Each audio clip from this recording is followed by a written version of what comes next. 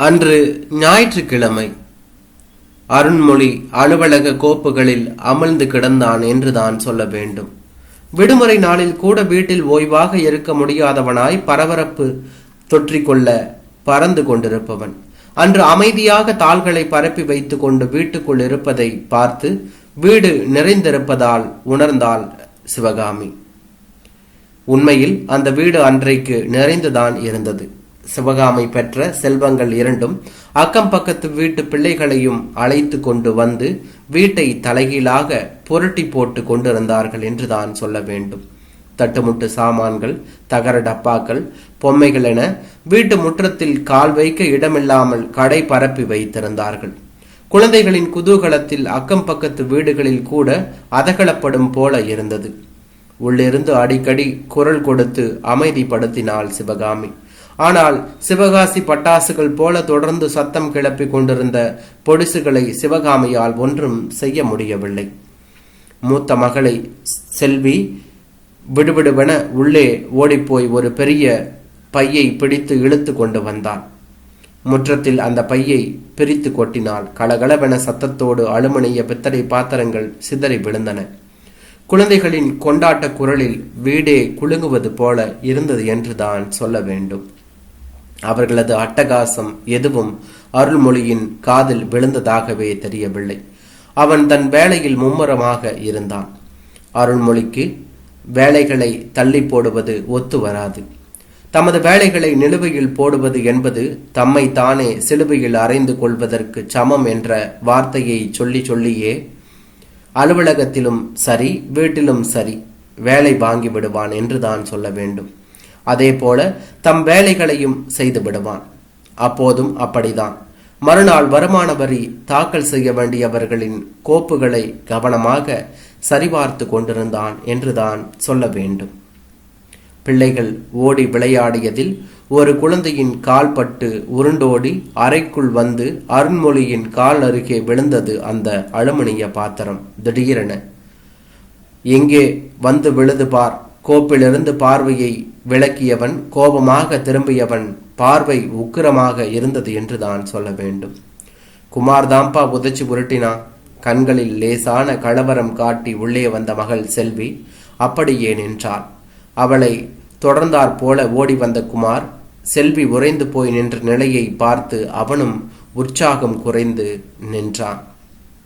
இன்னொரு முறை உள்ளே ஓடி வந்தீங்கன்னா உததான் உங்களுக்கு, ஓடுங்க அந்த பக்கம் என்று சொன்னான். சரிப்பா. அவனையே பார்த்தபடி மெல்ல அமர்ந்து உருண்டு வந்த அலுமினிய பாத்திரத்தை எடுக்க அவள் குனிந்தாள். அவளது பாவாடை மடிப்பிலிருந்து கீழே விழுந்தன 2 அலுமினிய சிறு குவளைகள். சடார் என்று அருண்மொழியின் மனதுக்குள் சூறாவளி சுழன்றது. அது அந்த அழுக்கேறி போன அலுமினிய பாத்திரமும் குவளைகளும் அவனுக்குள் அடங்கி போயிருந்த நினைவடுக்குகளை கலைத்தன. அது அஞ்சரை பெட்டியேதான்.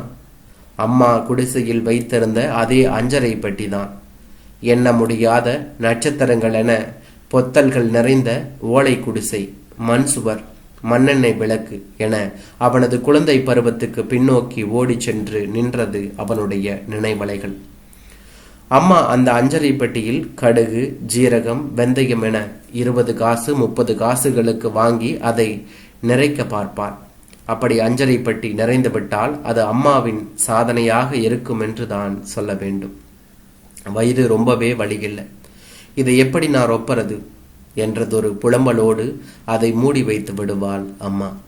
அந்த அஞ்சரை பெட்டியின் ஏதாவது ஒரு குவளையில்தான் அருள்மொழிக்கும் அவன் தங்கைக்குமான சில்லறைகளை போட்டு வைத்திருப்பாள் அம்மா. அதனாலேயே அந்த அஞ்சரை பெட்டி அருண்மொழிக்கு ஒரு பொக்கிஷ பெட்டி என்று தான் சொல்ல வேண்டும். அம்மாவின் நாட்களோடு அவனது குழந்தை பருவத்தோடும் பின்னி பிணைந்தது அந்த அஞ்சரை பெட்டி என்று தான் சொல்ல வேண்டும். அன்றொரு நாளில் அடைமழை கால மாலை பொழுது வீட்டில் இருந்த ஓர குடையையும் அப்பா எடுத்து சென்றுவிட வெளுத்து போன சேலையால் தலைக்கு முக்காடிட்டபடி தெருமுனைக்கு கடைக்கு ஓடிப்போய் மளிகை சாமான் வாங்கி வந்து அம்மா முற்றிலுமாக நனைந்து விட்டிருந்தாள் என்றுதான் சொல்ல வேண்டும்.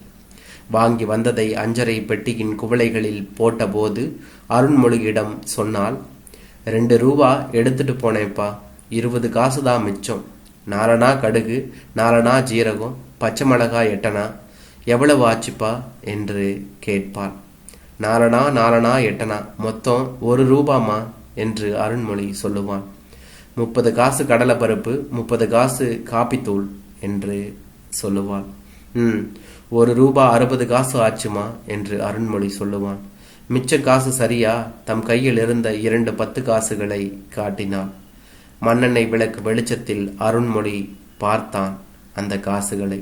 அம்மா, 20 காசு தான் இருக்கு, 40 காசு இல்லம்மா கையில் இருக்கணும் என்று சொன்னான் அவளிடம். என்னடா சொல்ற?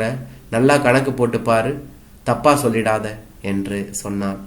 மீண்டும் அவள் கணக்கு சொல்ல 3 முறை கூட்டி பார்த்துவிட்டு உறுதியாக சொன்னான் அருண்மொழி அவளிடம்.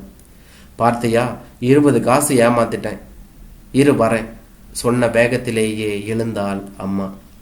அம்மா மலைமா, அப்புறமா போங்க என்று இவனும் சொன்னான். இல்லப்பா, அப்புறம் அந்த ஆளு மறந்துடுவார், இப்பவே போனாதான் உண்டு.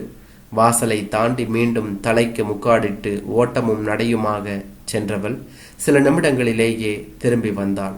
பாத்தியா, போய் சொன்ன உடனே கிடைச்சது. அந்த 2 10 காசையும் 20 காசுன்னு நினைச்சிட்டாராம். உடல் நடுங்க வந்தவளை பார்த்து அருண்மொழிக்கு கண்களில் நீர் வழிந்தது. 20 காசுக்காக அம்மா இருட்டில் தெருமுனை வரை மலையில் போய் வந்தது அவனது பிஞ்சு மனத்தை வாட்டியது என்றுதான் சொல்ல வேண்டும். இந்த 20 காசு என் கையில இருந்தா உனக்கு 2 நாளைக்கு பள்ளிக்கூடத்துக்கு கொடுத்து அனுப்புவேனே. சொல்லியபடியே அந்த 20 காசுகளை அஞ்சரை பெட்டியின் ஒரு குவளையில் போட்டாள். பசுமரத்தாணி போல தம் மனத்தில் பதிந்துவிட்ட அந்த காட்சியை படமாக ஒட்டி காண்பித்தது அவனது காலருகே கிடந்த அஞ்சரை பெட்டி. சிவகாமி என்று கூப்பிட்டான்.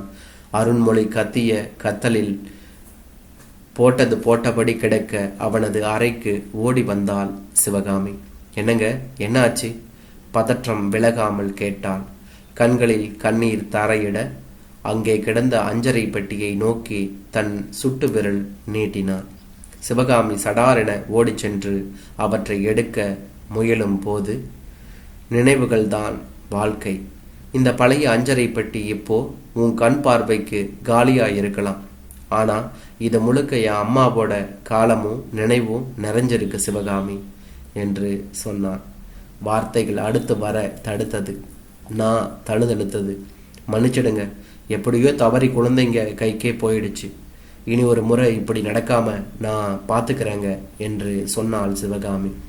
உருக்கமாக சொல்லி ஆதரவாக அவனது கரங்களை பற்றினாள். அமைதியாக எழுந்து சென்று அந்த அஞ்சரை பெட்டியை எடுக்கையில் குவளைகளையும் எடுத்தான். அவன் விழிகளிலிருந்து நீர்த்துளி ஒன்று குவளையில் விழுந்து நினைவுகளால் மீண்டும் நிரம்ப தொடங்கியது என்றான்.